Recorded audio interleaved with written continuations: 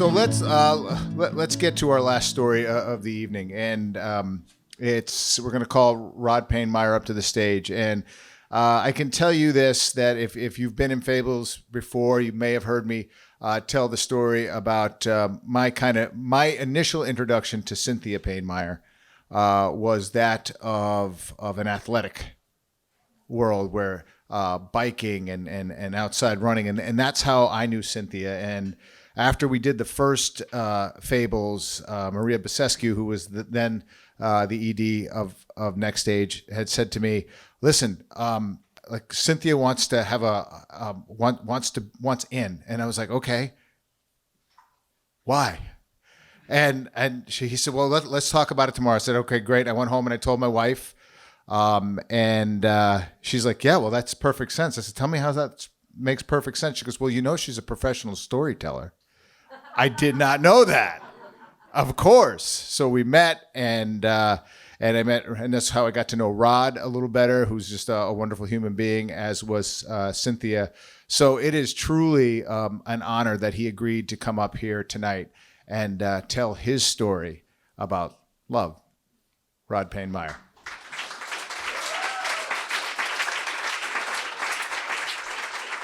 So my story is a love story of a sort.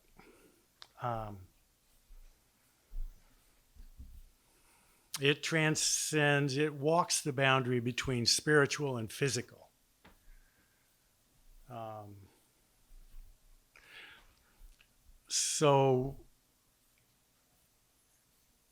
Cynthia, my wife, she died about a year ago. And God, that didn't take long, did it? I'm sorry, you guys. I mean, you're welcome. You're welcome.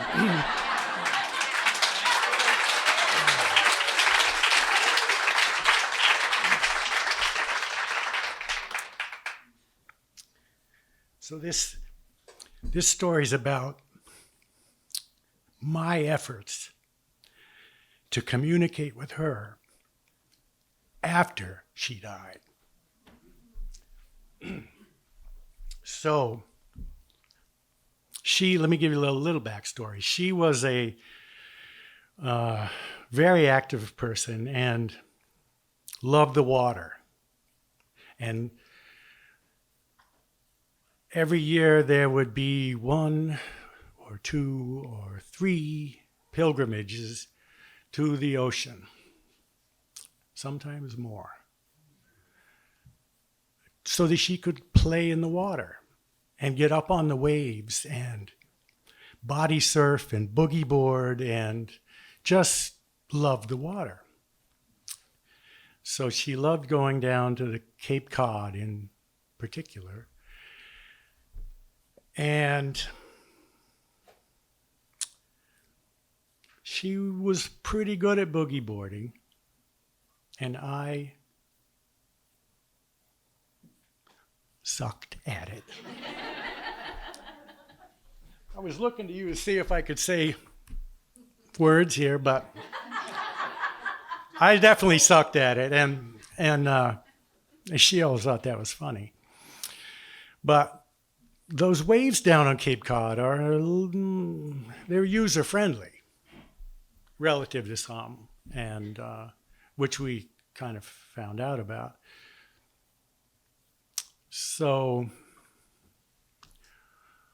about 3 years ago, we went to Maui to celebrate her birthday. And first thing we do, or she does, is find out where the big waves are. And they're on a beach in the south part of Maui called Makena Beach. And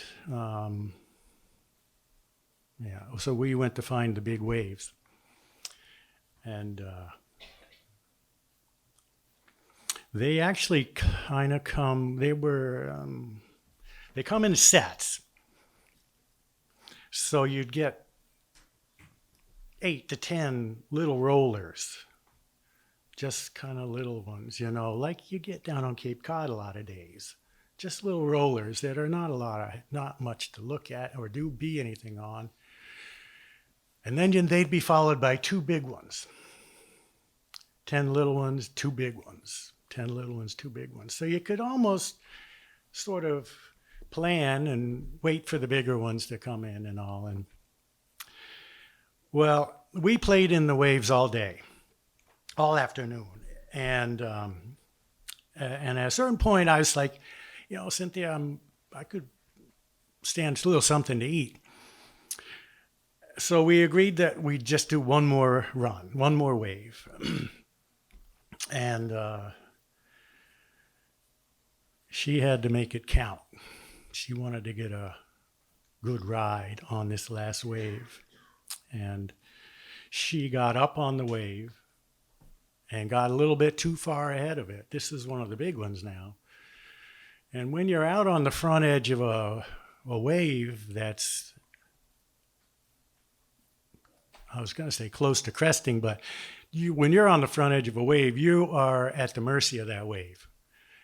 No control. You've got no control. You're going where the wave wants you to go. And that wave,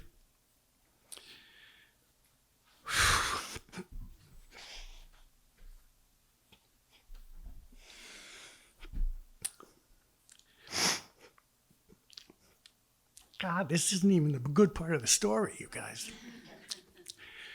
The wave drove her headfirst onto the beach and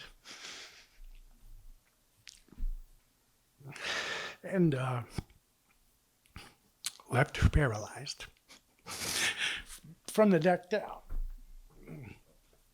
It's such a tragic thing. I gotta move on. So she lived that way for 2 years with amazing grace and dignity and optimism. Amazing. I could not have done that. But this isn't about that anyway. So let me get off of that. So when she did die, I was away in Tucson, Arizona. And my sons, who were also helping with being caregivers for Cynthia, they were out of the house for the evening also. And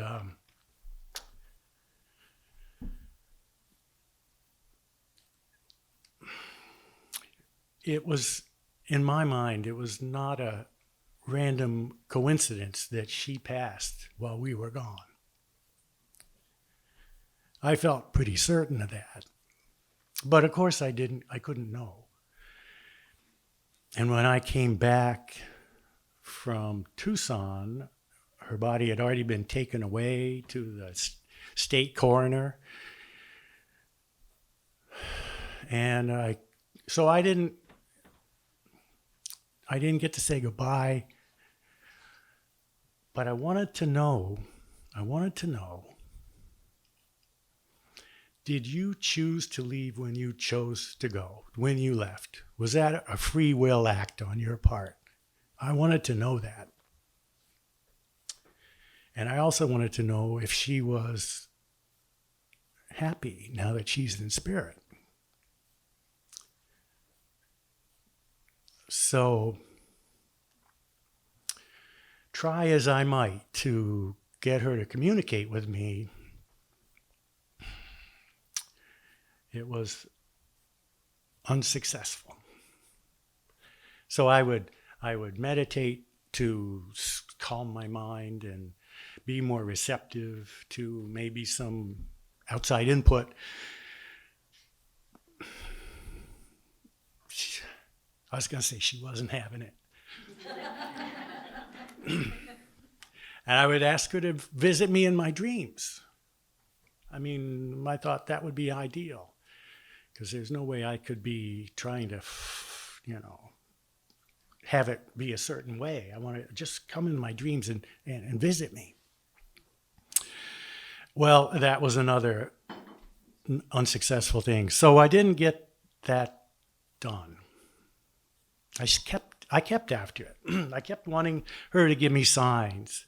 Now, in the full disclosure end of things, I would say my ESP, my extrasensory perceptions, is not my strong suit. Might be a little short-suited in that even. So sometimes things that are subtle and metaphorical in their meaning go right by me.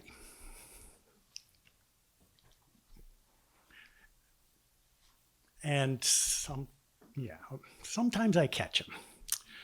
But most of the time I think I need a subtle thwack upside the head with a 2x4 to get me to notice something that's not so obvious. So I guess she could have been, if Cynthia was here, she'd be saying, "You can't believe all the times he didn't notice that," or this or that. That'd be true probably, but okay. Moving forward. Two dear friends of mine, Kate and Pete, went on a trip to the West Coast, Washington, Pacific Coast, this past summer to get to the Pacific Ocean, among other things. And I gave them some of Cynthia's ashes to put into the ocean.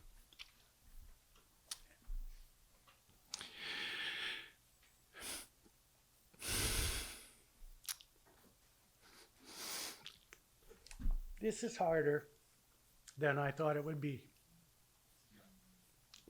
Sorry. I mean, you're welcome.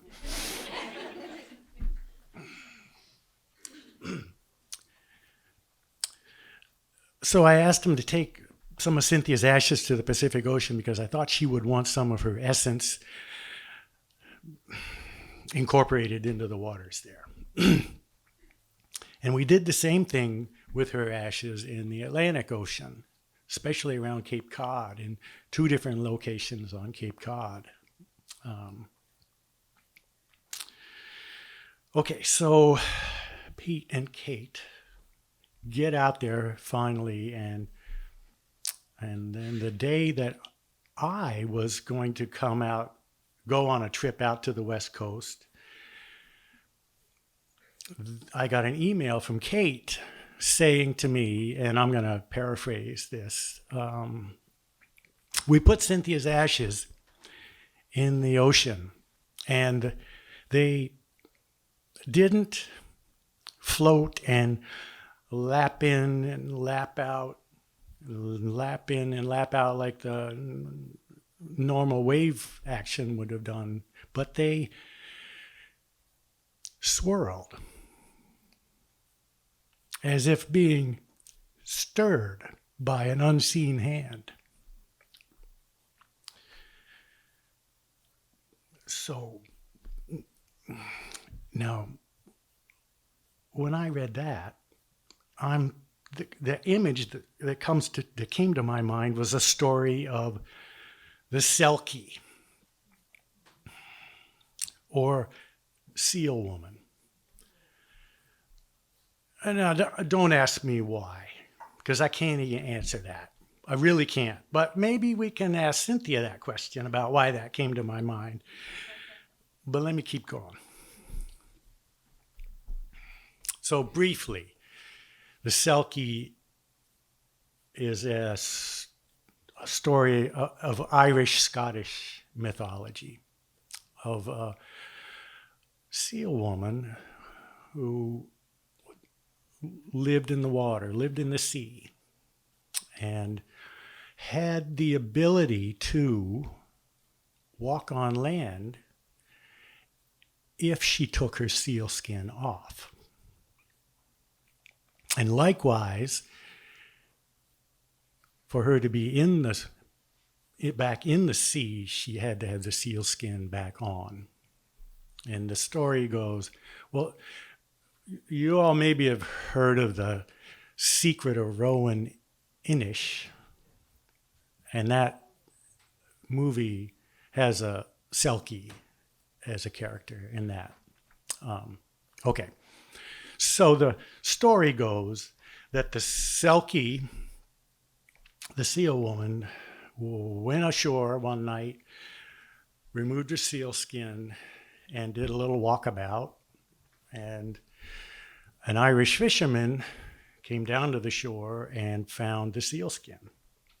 And he gathered it up, hid it away, lock and key, and next morning he comes down and there's this woman desperately looking for her seal skin that's disappeared. Well, he didn't let on, but he did console her and brought her back to the house and gave her some cup of tea and warmed her up and all this, and they fell in love and raised a family, 2 kids. And she, the seal woman, loved the kids, loved the family, but she longed for the sea. She wanted to be back in the sea, but she couldn't without the seal skin. And she would take the kids down to the shore every day to be with the seals, and the seals would come right close to the shore, like almost calling her back, but they couldn't do anything. Well, not without the seal skin for her. Anyway, as you can imagine, she finds the seal skin eventually. And she's faced with a dilemma. Do I stay here with my land family, or do I go back to my sea family? She went back to her sea family. She wanted to be in the sea so much stronger that she went back to the sea. So, that's the story that, in my mind conjured that image of the Selkie when Kate said it's like her ashes were being stirred by an unseen hand. Okay, so you can't say there's an obvious connection there, but just saying. All right. Now, let me get back to my trip out to the West Coast. I was going to Whidbey Island in Washington State. It's in the Puget Sound. And the Puget Sound is part of the Pacific Ocean. And I was going out to visit, ostensibly, to visit with some of my brothers. I'm one of 5 boys. And don't any of you say, oh, your poor mother, because I won't hear it. Even though she did have it rough, probably.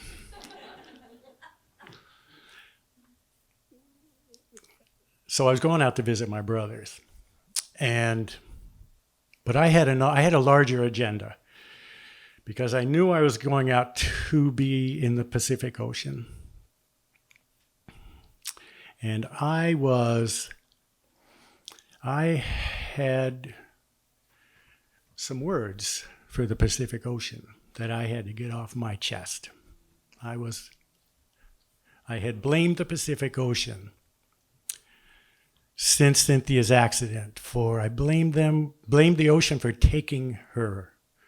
And someone who loved playing on the waves so much, loved being in the water so much, that wasn't right. What gives here? I'm acting like I can talk to the ocean like it's a person. But I had to get that off my chest. And I also knew that now Cynthia's ashes were stirred into the waters. And I thought, well, maybe I can get a little sign from Cynthia here. Now that she's there, she's here. That was my hope. So, next morning, after I arrive, I go down to the shore, sunrise-ish, and I'm ready to have some words with the Pacific Ocean. What came out of my mouth was far different than what I thought I was going to say. Far different. I said, Pacific waters, I've blamed you for taking Cynthia. I know that's wrong.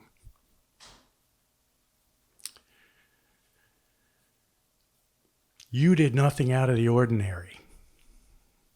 It was Cynthia that got up on that wave and caused that accident. I'm sorry. So, I got to take a step back. Where the hell did that just come from? Honestly, where the hell did that just come from? I wasn't coming out here to apologize. I was coming out here to do some cursing. And now, as I look back, I know that was Cynthia talking to me, through me.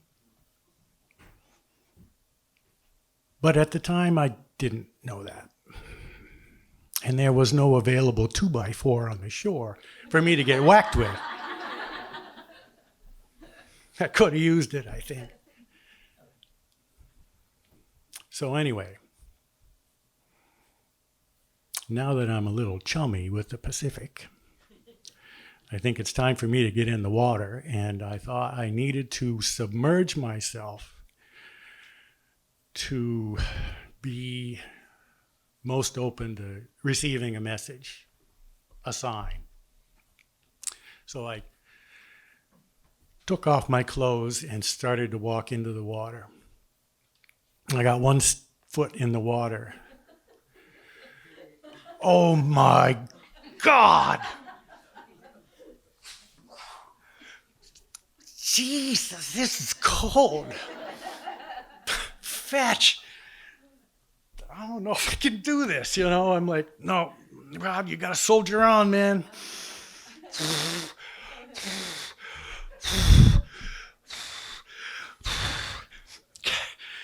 Okay. So I start walking out, just like, got to get there. I got to do this. And I get out to about level of my waist, or close to it, and you men in the audience know that there's a area of the male body that doesn't like frigid water at all. No.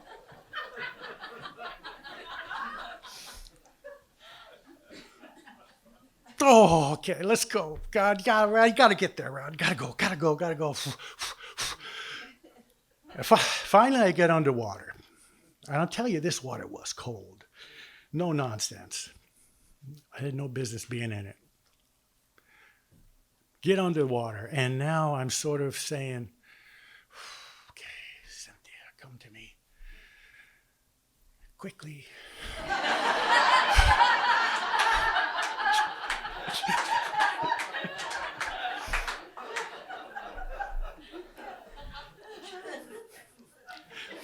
Truth is, I was so numb, I could have been bitten by a shark and not felt it.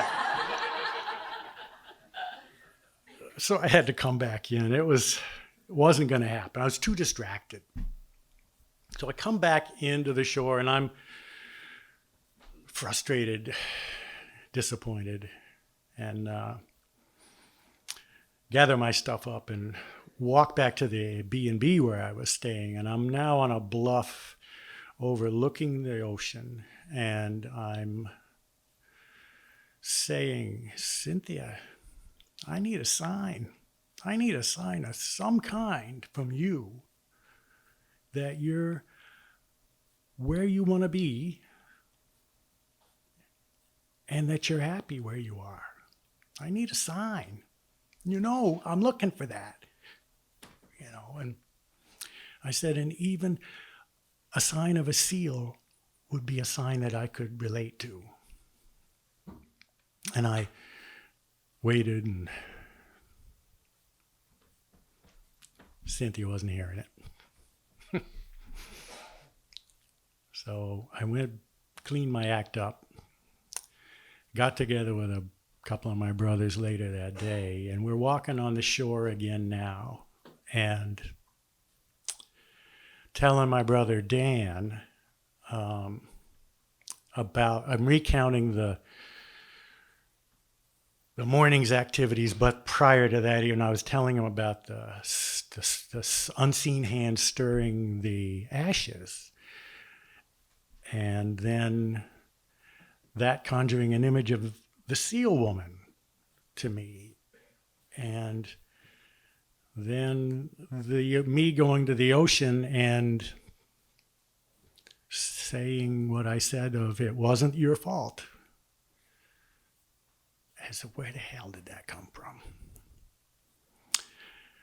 That really was not something I was thinking at all. I'm telling you, I was ready to give the bird to the ocean. I was ready to let the ocean have it with everything I had. And that isn't what came out of my mouth. But that was another thing. And then I said, Cynthia, I need a sign. I just need a sign. And I think you're capable. In fact, I think you're probably up in heaven right now talking to St. Peter and saying, no, I got this. Just give me a second. I got this. I'll be back in a minute. And I was like, just give me a sign. And even a sign of a seal. And I'm telling this to my brother, Dan. And as I say that to Dan, he looks at me and over my shoulder and into the water, into the ocean. And he just points.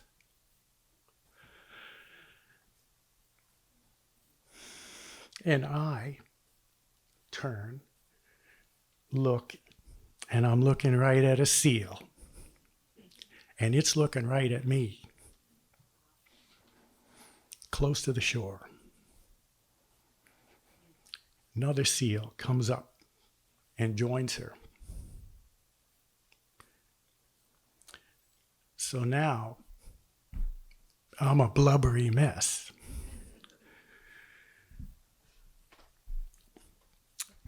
I let loose of all my emotions and just cried. And in the end, I felt relief and confirmation and affirmation that she had, in fact, left of her own free will, as she did when she did, and that she was happy. And that made me feel content. And she was with others. That made me content also. So I said to Cynthia, thank you for coming to me in a physical way that I could perceive. Because I might have missed some of your other signs. But I didn't miss this one. So, there's more. Next day, I slept well that night. Next day, we go out on a sea kayak adventure, me and two brothers. And I'm a mountain goat guy. I'm not a water guy. Okay? So getting into this sea kayak was not my idea of solid ground. They're long and they're skinny, and you got to shoehorn your way into them, and they're a little tipsy. But I got in. And we paddle out into the Puget Sound a little bit to explore the coastline and out in our little ways and some of the other islands. And at a certain point, I hang back and go to deliver a message to the Pacific Ocean that a friend of mine from back here in Putney had asked me to deliver. And this friend grew up on the California coast, the Pacific coast. And the message was just to give a kiss to the Pacific Ocean for me. So I kissed my fingers, and I go to touch the sea. And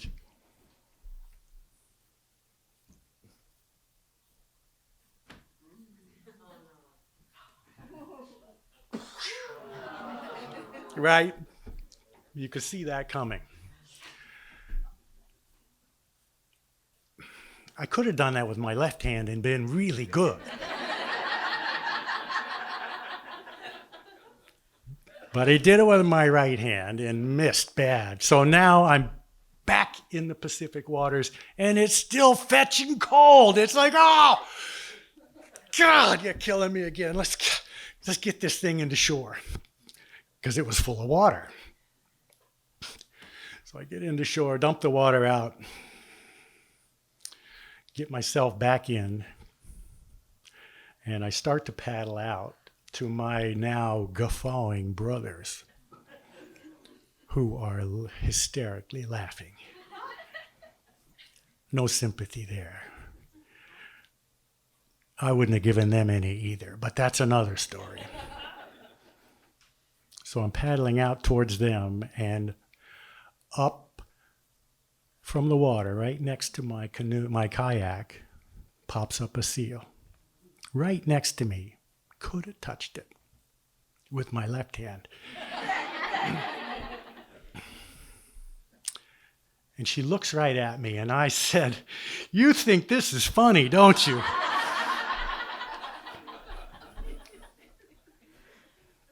And she nods her head, comes up, and goes underwater. And I said, "Nice to see you again."